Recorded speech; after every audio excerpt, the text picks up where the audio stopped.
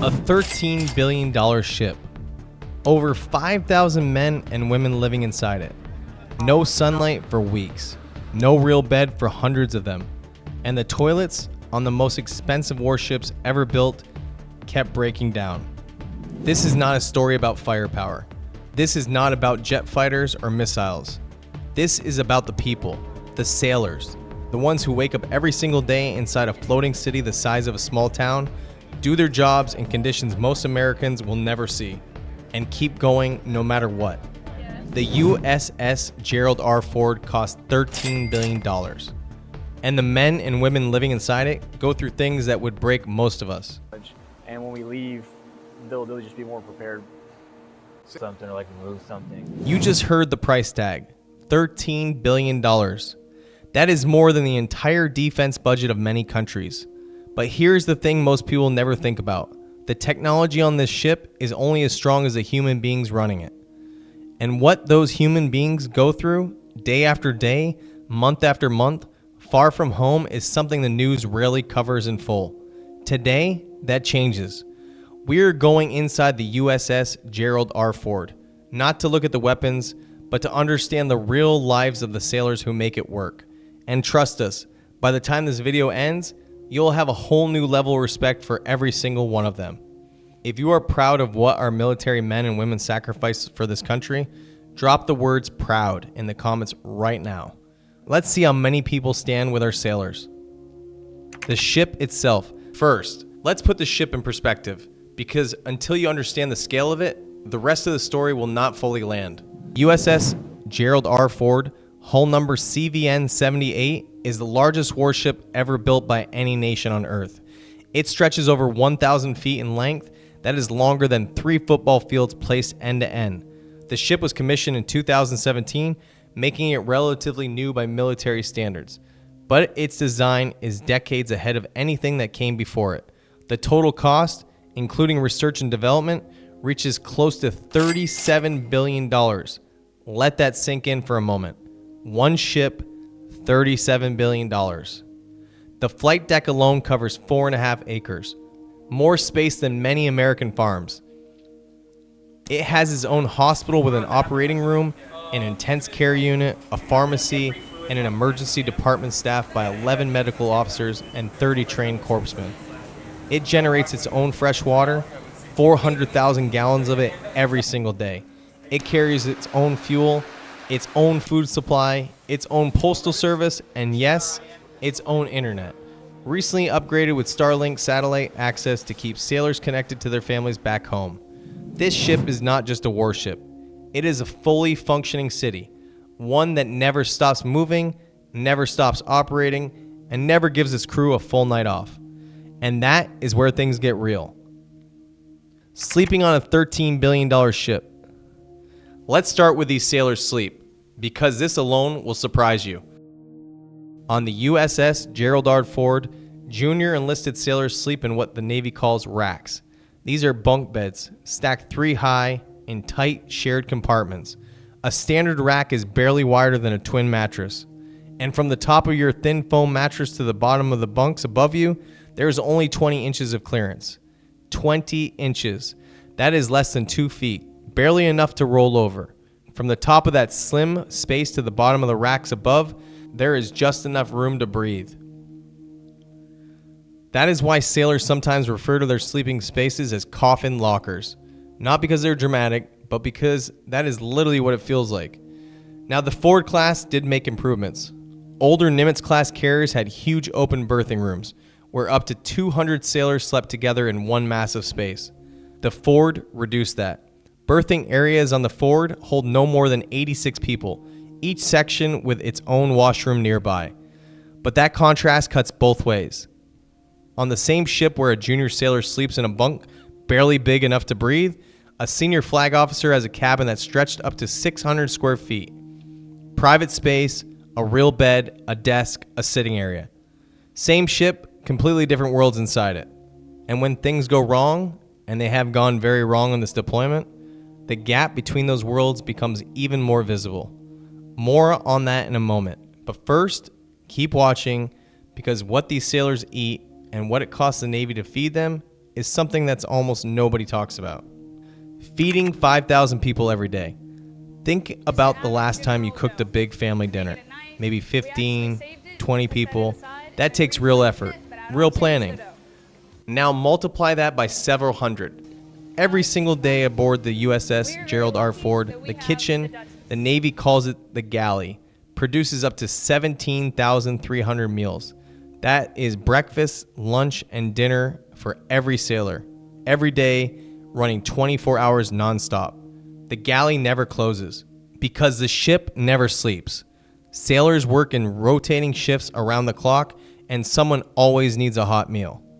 114 culinary specialists run those kitchens, and they do it on a food budget of just $8 per sailor per day.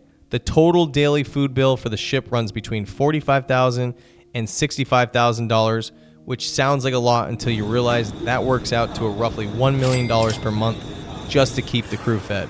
On a single day, the crew goes through 1,600 pounds of chicken, 350 pounds of lettuce, and the coffee machines brew 20,000 cups before the day is done. The supply department has served more than 4 million meals since the Ford left Norfolk, Virginia in June of 2025. 4 million meals at sea across multiple continents through multiple combat operations. That is not just cooking, that is a logistical operation running at full speed every single hour of every single day. And the sailor doing it rarely gets credit. Before we go further, if this video is giving you a new perspective on what our sailors go through, please take 1 second to like the video and subscribe to the channel. The water situation. Water, something most of us never think about twice. You turn on the tap, water comes out. You shower, you do laundry, you drink, easy.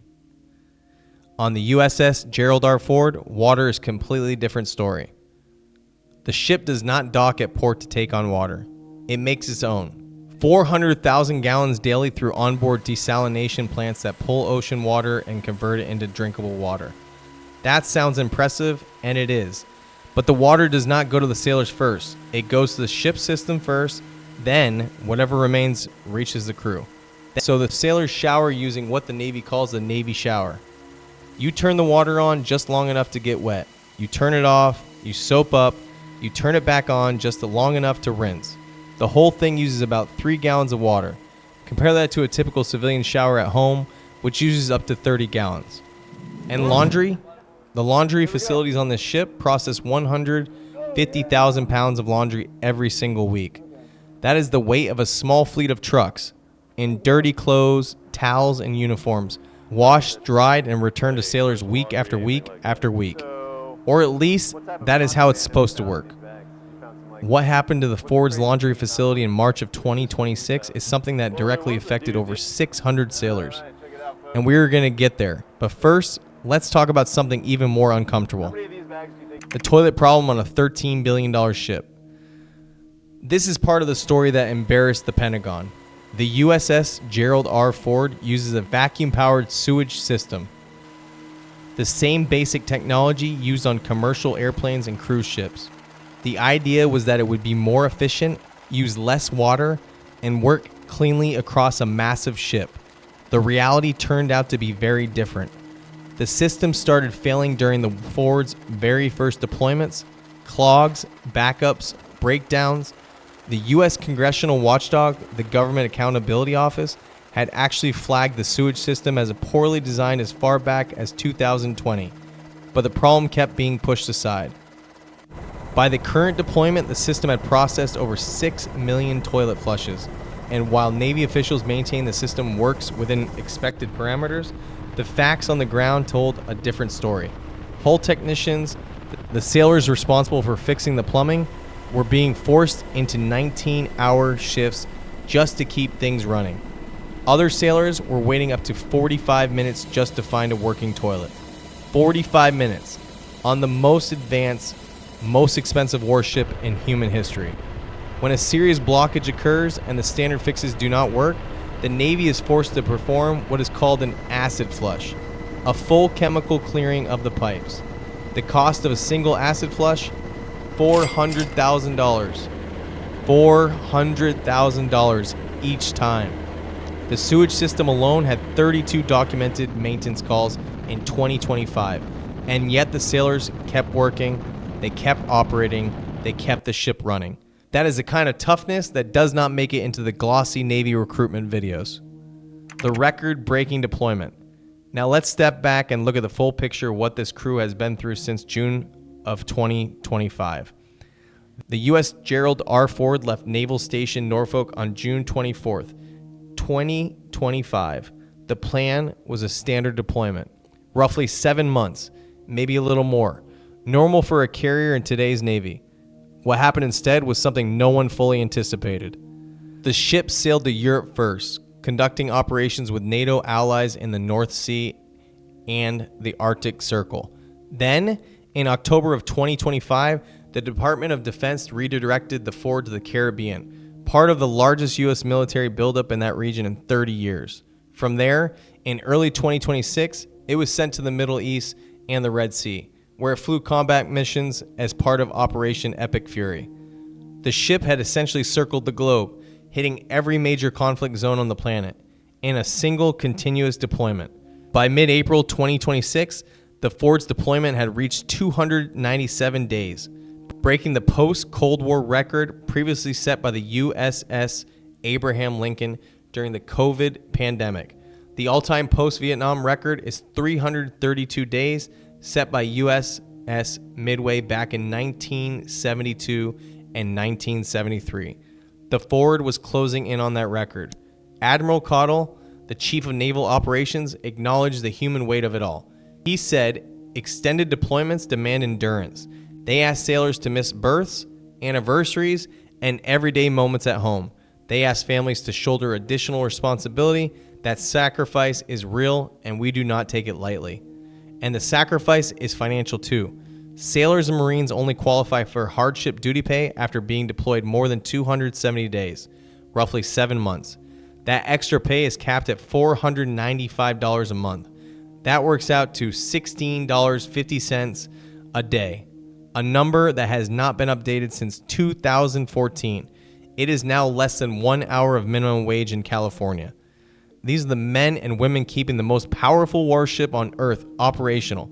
$16.50 a day. What keeps them going? With all of this, the cramped bunks, the broken toilets, the fire, the months away from home, the question that naturally comes up is, what keeps them going? The answer, based on everything documented from this deployment, comes down to 3 things: leadership, connection, and mission. Leadership on the Ford made regular rounds through the ship. The commanding officer walked the deck consistently, not just the bridge or the officer quarters, but the engineering space, the berthing areas, the galleys.